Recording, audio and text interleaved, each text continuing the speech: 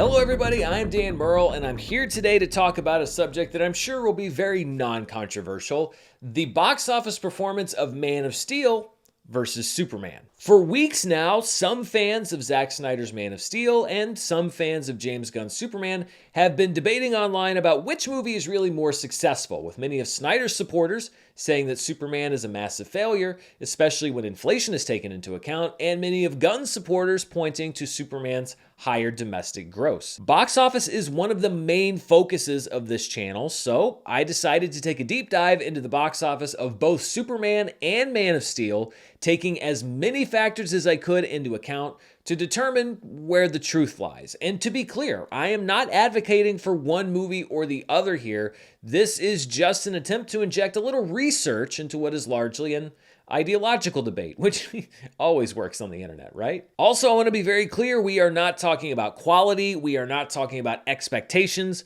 we are talking about theatrical profitability. How much money did each movie make or lose when you look at what came in from the box office? Ticket sales only. I will address other streams of revenue at the end of this video once I've run down where I landed for both of these movies. First of all, let's look at the raw numbers as they stand today.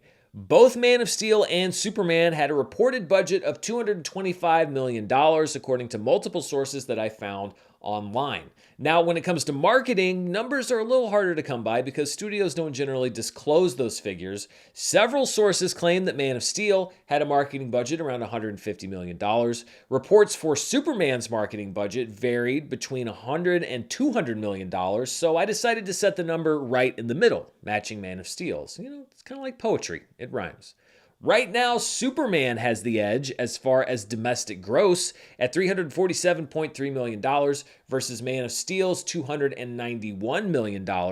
But Man of Steel has the edge internationally, bringing in $379.1 million to Superman's $258 million, meaning that Man of Steel also has the higher worldwide gross at $670.1 million to Superman's $605.3 million. So based on the raw numbers, Superman wins domestically, Man of Steel wins worldwide. But a dusty old metric that really us box office nerds, we used to be the only ones to care about that, has emerged in this conversation, and that is adjusting for inflation. Over time, ticket prices go up, and when you adjust for inflation, it evens out the grosses. Now, I'm not saying that Man of Steel would sell as many tickets today as it did in 2013. What I am saying is that when you take the dollar amount of tickets sold for Man of Steel in 2013, this is what it's worth today. When you adjust Man of Steel's domestic box office gross for inflation using metrics that are specifically targeted at movie ticket price inflation,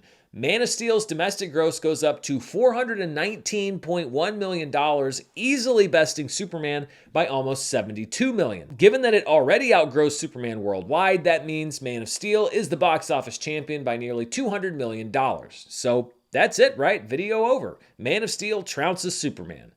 No, we're not even close. If we are adjusting the money that Man of Steel made for inflation in order to accurately compare it to Superman, we also have to adjust the money that it cost to make Man of Steel for inflation. After all, we're not just talking about which movie grossed more, we're talking about which movie is more profitable. When you adjust Man of Steel's costs for inflation as well, the budget increases from $225 million to $312 million, with marketing expenses going up from $150 million to $208 million. That makes Superman a substantially less expensive film to make, with budget and marketing coming in $145 million lower than Man of Steel. And you might ask why Superman's marketing costs in particular would be so much lower, but it has been reported that Warner Brothers leaned heavily into social media promotion for the film, which is less costly, especially with the actors and director joining in. And while social media was absolutely big in 2013, Man of Steel was released in an era where promotion tended to lean more heavily into more expensive and traditional marketing strategies like TV ad sales. Again, these are just estimated numbers based on what I could suss out from multiple reports and industry news stories online. So, how does that affect the profitability for each movie? Well, if you watch charts with Dan, this graphic should be familiar to you. On the left is how much Man of Steel made in China, which returns an estimated 20% of total box office revenue to the studio. Internationally, which returns an estimated 40% of box office revenue to the studio, and domestically, with the studio getting a larger portion of the gross in week 1, then stepping down gradually to a 50-50 split in week 3. And I will say that there are a lot of different reports about just how much money studios get from ticket sales, so this is just my best estimate based on the information that I could find. Before adjusting anything for inflation, Man of Steel made $670 million worldwide, and my estimates show that $304 million of that was net box office gross that was returned to the studio. It's a little bit less than 50% of the overall gross because Man of Steel earned more internationally, where returns are lower, than it did domestically.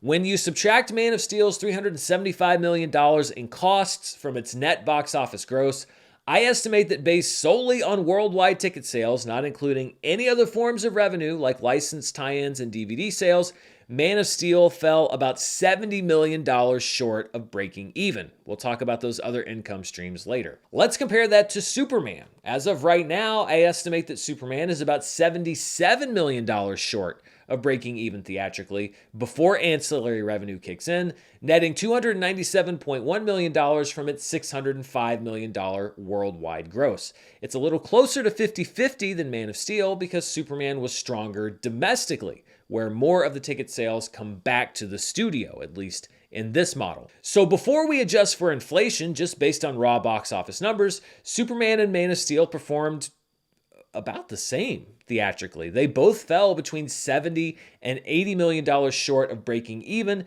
in the theatrical window. Though, to be fair, we haven't adjusted for inflation yet. But when we're talking about worldwide, global box office numbers, adjusting for inflation can be a little tricky. In order to do it accurately, I would need to go back and figure out how much money Man of Steel made back in 2013 in each country in their local currency, then adjust that total for their local rate of inflation, then take that amount and convert it to 2025 dollars using current exchange rates. It would be an arduous, multi-step process that only someone with an unhealthy box office obsession would undertake. So I did it. Not for every single country, because some of that data is practically impossible to find, but I was able to find it for the countries where Man of Steel earned the most money internationally. This is a look at Man of Steel's profitability with domestic grosses and expenses adjusted for US inflation, as well as grosses in top markets adjusted for local inflation. The remainder of the international gross that I wasn't able to convert locally just had its total US dollar amount adjusted. It's not perfect, but this is just a general idea. Because not all countries have seen inflation rates as high as the US, the increase in costs actually drove down Man of Steel's worldwide profitability. Using this metric, I estimate that Man of Steel fell about $115 million short of breaking even theatrically. But because I wanted to give the movie a fair shake, I also used the much simpler method of taking Man of Steel's international gross in dollars and just adjusting that for inflation. And using that metric, Man of Steel falls short of theatrical profitability by $89.2 million. However, both figures mean that inflation adjusted, this metric has Man of Steel losing more money in the theatrical window between 89.2 and 115 million than Superman when you adjust costs and grosses. So let's look at all of those profitability numbers together on one chart. When looking at worldwide theatrical profitability without adjusting for inflation, Man of Steel has the edge, losing about $7 million less in the theatrical window than Superman. However, using either metric of adjusting for inflation globally, Superman has the edge, though both movies lost money theatrically, at least according to my calculations. It's just a degree of how much. Even if you disagree with, let's say, the split of the box office that I have going back to the studios, if you think they get more money than what I have on my chart, the overall result is the same. The movies still perform the same way relative to each other. But theatrical ticket sales aren't everything.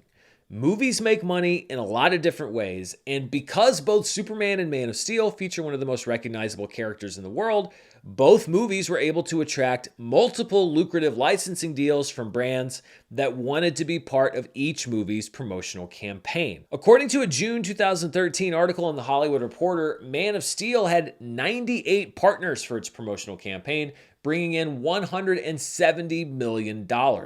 And according to reports this summer, Superman attracted a similar number of promotional partners and, one would think, a similar amount of revenue. And that's not even mentioning the reported $120 million worth of DVD and Blu-ray sales that Man of Steel generated, nor the revenue generated by Superman's digital sales so far. For every $20 rental or $30 purchase digitally, Warner Brothers gets a reported 80% cut, which means if just 1 million people have bought or rented Superman digitally, split 50-50 between purchase and rental, $20 million has already been generated just from digital sales. My point is this. Given every metric that I use to calculate theatrical profitability, both Superman and Man of Steel have made up that difference in licensing tie-ins and home viewing already. Any debate about their box office performance is really about the degree to which each movie made Warner Brothers money. Now, if you want to debate about whether one of those movies or both of them should have made more money based on audience expectations or based on how comic book movies were performing in 2013 versus today, that's fair game, but that's all about perception and speculation and largely point of view. But a large part of the tone and tenor I've seen with the conversation around these two films is that most of the time, Man of Steel is painted to be a box office triumph and Superman is portrayed as an abject failure. And when you look at the numbers, and I mean really look at them, when you properly adjust for inflation, applying it to all aspects of production and not just cherry picking which numbers to adjust and which ones not to adjust, my conclusion is that both of these films performed in the world of theatrical profitability very similarly. Man of Steel was a bit of a disappointment in the context of a thriving comic book movie boom in 2013, when Iron Man 3 had already broken the billion-dollar barrier and we were just 1 year removed from The Dark Knight Rises doing the same. Superman certainly didn't live up to many people's expectations that it would propel DC back into the stratosphere, leveraging both a lull in the MCU's performance and a new, brighter tone with James Gunn at the helm. Both movies performed well enough with lots of room for improvement, but neither film was a failure. And I think the numbers back me up on this one. But what do you think? Are you not a fan of all these numbers and calculations? Are you much more of a feel it in your gut person? Let me know down in the comments below. And as always, thank you so much for watching me here on the channel. If you're not subscribed, be sure to hit that subscribe button, hit the bell so you know when I upload a new video. But most of all, thank you for watching this video. Be sure to come back for the latest in movie news, box office reviews, and more. Until next time, stay safe, and I'll see you then. Bye.